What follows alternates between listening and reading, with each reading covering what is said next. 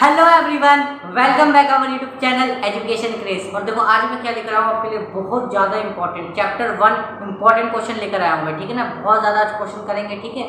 तो मैंने इस वीडियो को 2 पार्ट में डिवाइड किया हुआ है, ठीक है। एक में प्रूफ डेट वाले जो है ना, प्रूफ डेट रूट 5 रेशनल कुछ जो इस टाइप के जो क्वेश्चन है उनको अलग वीडियो में सेपरेट करेंगे, उसको मैं बहुत अच्छे से समझाऊंगा आपको, ठीक है। उन क्वेश्चनों की अलग से प्रैक्टिस करेंगे और बाकी जो इसके अलावा जो क्वेश्चन है चैप्टर 1 के वो हम इस वीडियो में करने वाले हैं, ठीक है भाई। तो बिना टाइम वेस्ट किए स्टार्ट करते हैं भाई आज का लेक्चर। देखो आज हम वीडियो तो स्टार्ट कर देंगे, क्वेश्चन तो स्टार्ट करेंगे, ठीक है ना। तो मैंने क्या किया अभी, देखो कुछ इंपॉर्टेंट क्वेश्चन करने से पहले मैंने सोचा है कि पहले जो ना थोड़ा चैप्टर 1 की क्या क्या है, उसमें चैप्टर 1 में क्या क्या है उसको थोड़ा रिकॉल कर लेते हैं, ठीक है ना, तो याद रहेगा। देखो चैप्टर 1 में सबसे पहले हमारा क्या था भाई, एलसीएम, ठीक है ना। एलसीएम निकालना आना चाहिए हमें, ठीक है। ये चीज़ को पता होनी चाहिए, ठीक है ना। एचसीएफ निकालना आना चाहिए, ठीक है। किसी भी नंबर का एचसीएफ निकालना आना चाहिए, ठीक है ना। और हमें एक बहुत ज़्यादा इंपॉर्टेंट फॉर्मूला पता चला था, वो क्या था भाई, एलसीएम इंटू एचसीएफ, ठीक है। और किसी भी 2 नंबर का प्रोडक्ट ऑफ 2 नंबर, ठीक है ना। ये हमें फॉर्मूला पता है ना भाई, मतलब बहुत ज़्यादा इंपॉर्टेंट क्वेश्चन है भाई, मतलब बहुत ज़्यादा इंपॉर्टेंट फॉर्मूला है, तो इसको तो हमें मस्ट याद करना ही करना है, ठीक है। एलसीएम निकालना आना चाहिए और एलसीएम और एचसीएफ का रिलेशनशिप का एक फॉर्मूला भी हमारे पास, ठीक है। हमने एक पढ़ा था प्राइम नंबर क्या होता है। प्राइम नंबर वो होता है जो सिर्फ अपने टेबल से डिवाइड होता है। क्या होता है प्राइम नंबर, जो सिर्फ अपने टेबल से डिवाइड होता है। क्या होता है, अपने टेबल से डिवाइड होता है।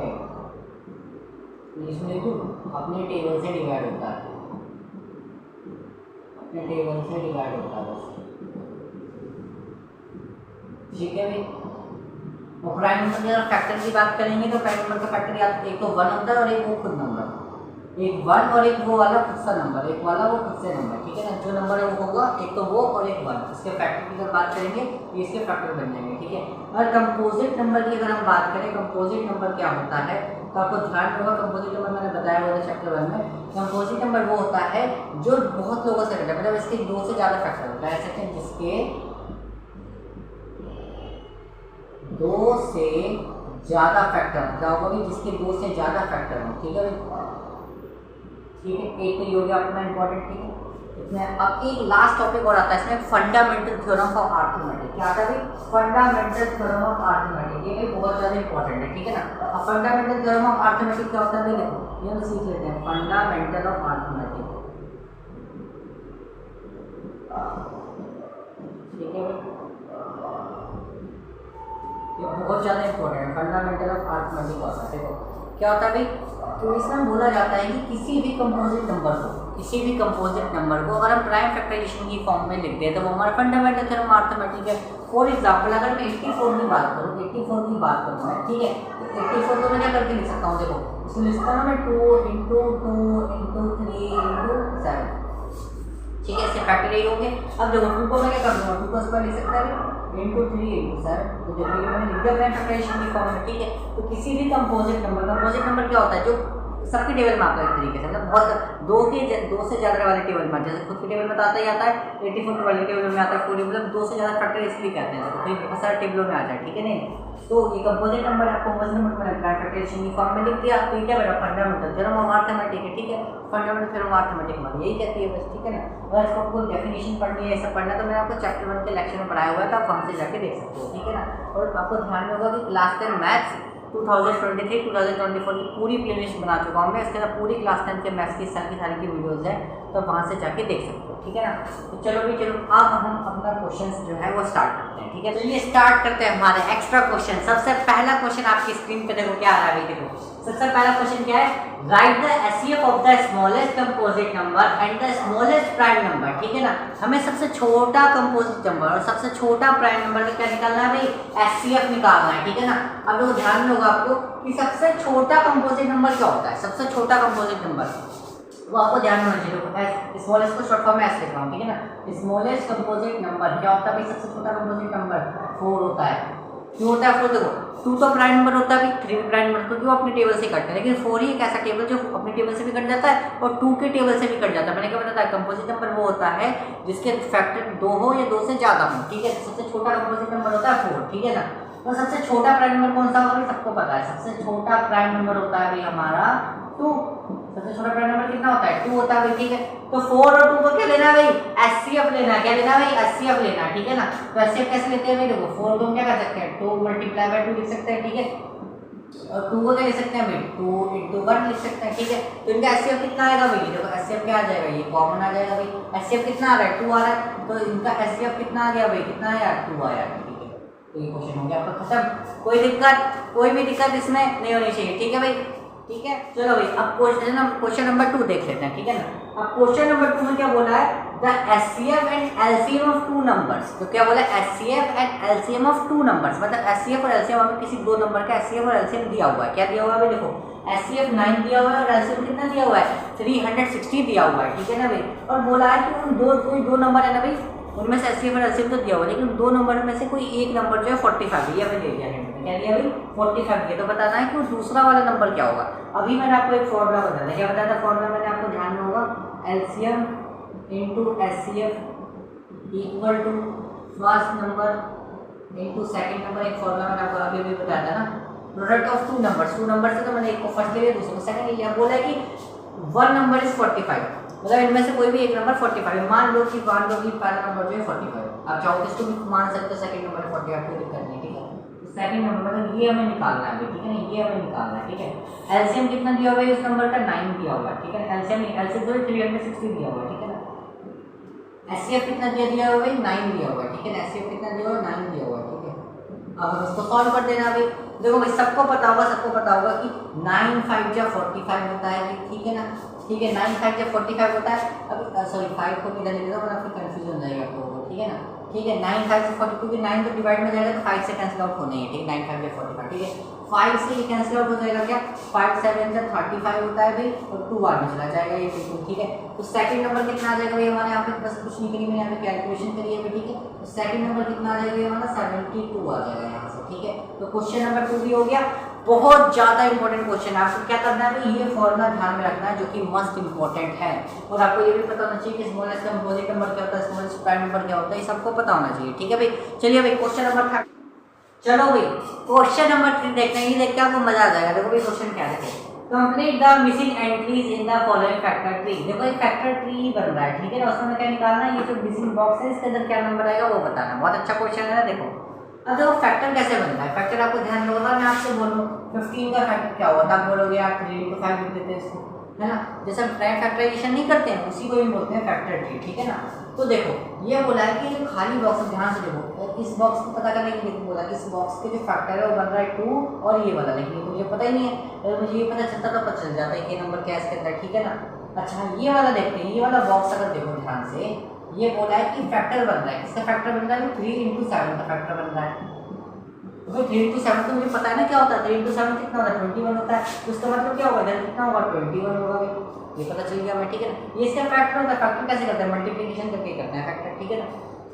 अच्छा अब क्या हो रहा है, ये वाला जो बॉक्स है ना, ये वाला बॉक्स ऊपर वाला जो बॉक्स है ये क्या है, ये मल्टीप्लिकेशन किसका फैक्टर है 2 और 21 का, देखो लाइन यहाँ मिल रही है ना, यानी 2 या 21 का फैक्टर बनता है। 21 मल्टीप्लाई बाय 2 कितना होता है 42 होता है, सबको पता है कितना होता है 42 होता है, यहाँ पे कितना आ जाएगा 42 आ जाएगा। क्वेश्चन हो गया खत्म, ठीक है। चौथा वाला देखो बिल्कुल वैसे ही क्वेश्चन है, देखो इसमें भी क्या करना है, यहाँ पे नंबर बताना है क्या तो कैसा आएगा। देखो इस वाले नंबर को पता करने के लिए एक्चुअली ये नंबर चाहिए, ये नंबर तो पता नहीं है, तो इससे पता चल जाएगा। ये वाला जो बॉक्स है ना, देखो ध्यान से देखो, ये किसका फैक्टर बन रहा है, इसका फैक्टर बन रहा है और इसका फैक्टर बन रहा है, यानी 3 मल्टीप्लाई बाय 7, यानी ये नंबर कितना होगा 21 होगा, यानी देखो यहाँ पे कितना आ गया 21 आ गया। देखो ये वाला जो बॉक्स है किसका फैक्टर बन रहा है, वो इस वाले का और इस वाले का फैक्टर, ये लाइन देखो यहाँ जा रही है ना, तो देखो 21 मल्टीप्लाई बाय 5 कितना होता है भाई, बॉक्स के अंदर कितना आ जाएगा 105 आ जाएगा, ठीक है। तो 105 आ जाएगा यहाँ पे, ठीक है। वो दिक्कत मल्टीप्लिकेशन कर रहे हैं, बस अब वो लाइन देख लो कि लाइन कहाँ जा रही है, तो वहाँ पे तुम 2 नंबर की मल्टीप्लाई कर दो, ठीक है ना। 2 क्वेश्चन मजा आ गया ना भाई, इस क्वेश्चन की प्रैक्टिस कर लेना, ऐसा क्वेश्चन भी आपको एग्जाम में दिख सकता है, ठीक है ना भाई। चलो भाई क्वेश्चन 5 देख लेते हैं। अब देखो क्वेश्चन 5 में क्या बोला है, given that HCF of 35 and 45 equal to 5। अच्छा क्या बोला है भाई कि जो 2 नंबर है 35 45, उनका एचसीएफ कितना दिया हुआ है 5 दिया हुआ है, एचसीएफ दिया हुआ है, ठीक है ना। अच्छा तो बोला इनका जो एलसीएम है ना वो हमें क्या दिया हुआ है, वो दिया हुआ है ये। अच्छा और हमसे पूछा है कि ए की वैल्यू क्या बनेगी, ठीक है। देखो फॉर्मूला आपको पता है क्या होता है, एचसीएफ इनटू एलसीएम, ठीक है भाई, equal to my first number into my second number. ये फॉर्मूला सबको पता है। देखो फर्स्ट नंबर मान लो कितना 35 है, सेकंड नंबर कितना है 45 है, ठीक है भाई। एचसीएफ कितना दिया हुआ भाई इन दोनों नंबर का 5 दिया हुआ। एलसीएम कितना दिया है इन दोनों नंबर का 63 मल्टीप्लाई बाय 8। ठीक है ना, तो ध्यान से देखो ये 5 डिवाइड में जाएगा, 5 तो डिवाइड में जाएगा ना, तो मैं कैंसिल आउट कर सकता हूँ भाई।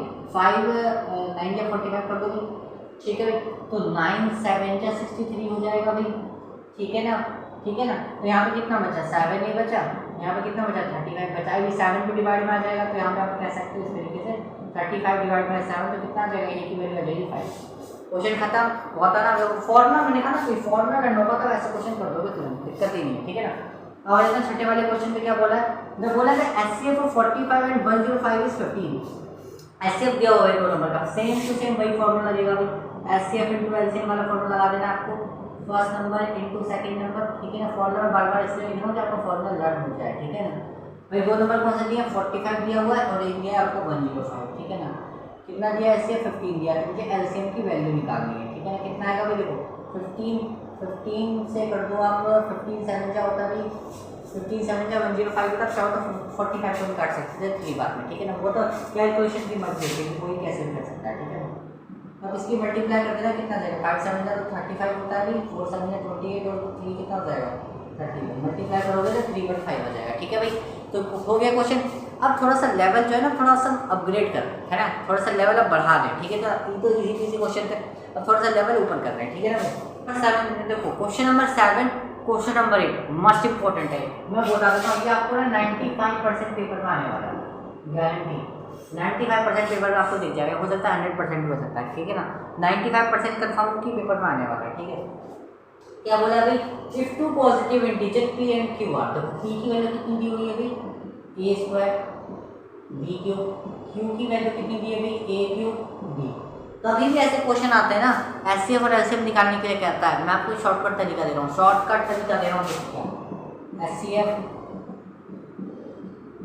छोटी पावर याद रखना है, ठीक है ना भाई। एलसीएम, ठीक है भाई, एलसीएम में बड़ी पावर, ये आपको हमेशा याद रखना है। एचसीएफ में छोटी पावर, एलसीएम बड़ी पावर। देखो कैसे निकालेंगे, और एचसीएफ निकालूं, पी क्यू का अगर मैं एचसीएफ निकालूं तो देखो क्या हुआ, ए में छोटी पावर कौन सी है, जल्दी बताओ। ए में छोटी पावर कौन सी है, ये वाली, इसकी पावर छोटी है, इसकी पावर छोटी है, किसकी पावर छोटी है, इसकी पावर छोटी है ना, तो ए स्क्वायर।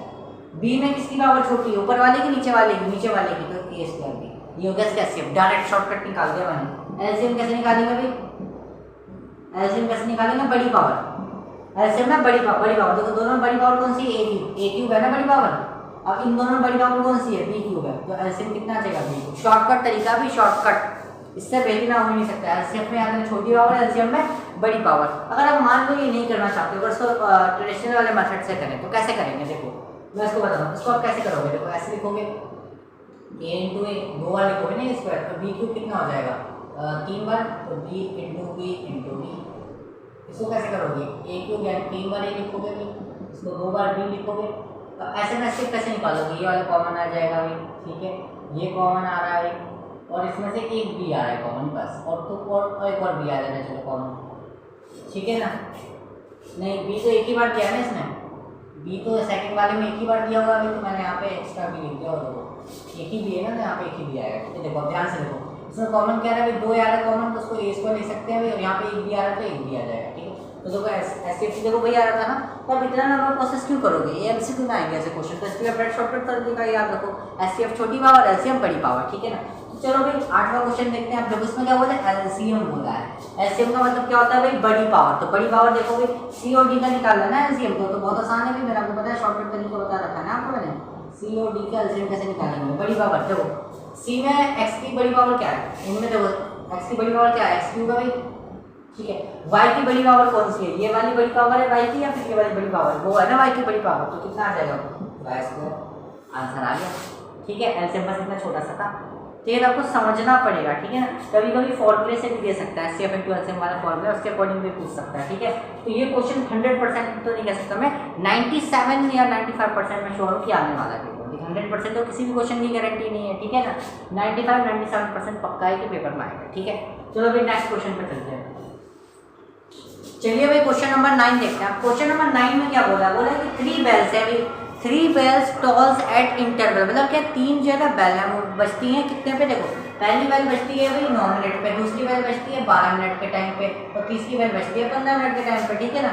और बोला कि दोनों ने बजना एक साथ ही स्टार्ट किया, लेकिन पहली बेल जो है 9 बजे स्टार्ट 9 मिनट बाद होती है, दूसरी बेल मतलब कि देखो पहली बेल है 9 मिनट बाद बजती है, दूसरी बेल जो है उस 12 मिनट बाद बजती है और तीसरी बेल जो है 15 मिनट बाद बजती है। तो हमें ये बताना है कि कौन से टाइम में ये साथ में एक बार बजना शुरू हो जाएंगे, कौन से टाइम में ये एक साथ बजना शुरू हो जाएंगे। देखो कौन से टाइम में होगा, देखो पहली बेल होती है 9 मिनट पे स्टार्ट, देखो पहली वाली फर्स्ट बेल माना, देखो फर्स्ट बेल कितने पे होती है भाई 9 मिनट्स होती है, मिनट्स बोला 9 मिनट्स, तो अगर 9 को फैक्टर किया जाए तो कितना होगा भाई 3 × 3। अगर 12 सेकंड वाली बेल को क्या बोला भाई कितने मिनट में बजती है, वो 12 मिनट बाद बजती है, ठीक है ना 12 मिनट। तो अगर इसे फैक्टर किया जाए तो क्या होगा भाई 2 × 3 हो जाएगा भाई, ठीक है। अगर मैं 15 में थर्ड वाले बेल की बात करूँ तो कितने में भाई वो 15 मिनट बाद बजती है, ठीक है, हर 15 मिनट बाद बजती है, ठीक है ना। तो कितना होगा भाई, इसके फैक्टर कर दो तो कितना आ जाएंगे 3 × 5 हो जाएंगे, ठीक है। अब आप खुद ही बताओ, अब इसमें एचसीएफ निकालना है कि एलसीएम निकालना है, आप खुद ही बताओ।